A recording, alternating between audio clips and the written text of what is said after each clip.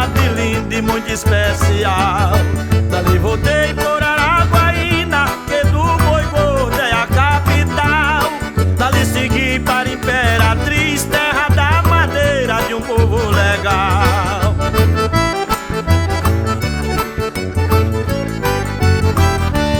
Saí das terras do Babaço, Sal, Santo Inês, Edoca, terra de valores. Presidente Dutra e o Bacabal, em Açailândia tem bons criadores. Fui à Baixada, conheci Pinheiro, Viana e Vitória, tem bons pescadores. Peguei um barco, fui pra São Luís, a capital da Ilha dos Amores.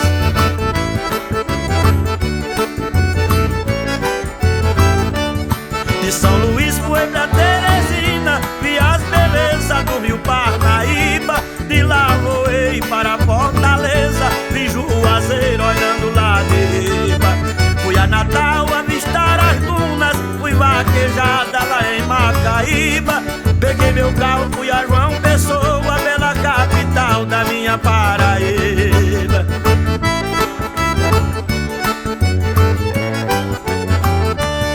De João Pessoa fui ao Pernambuco para ver Recife e o Igaraçu. Fui conhecer Fernando de Noronha, fui a Vitória, lá bebi Pitu.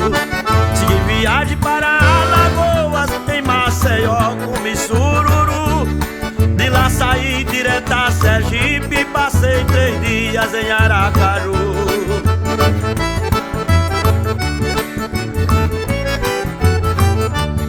Lá de Sergipe saí pra Bahia, em Salvador passei uma semana. Fui à Conquista, Ilhéus e Itabuna, visitei Serrinha e Feira de Santana. Fui à Vitória do Espírito Santo, lá parriei e gastei minha grana. Dali eu fui ao Rio de Janeiro, só gozar a vida em Copacabana.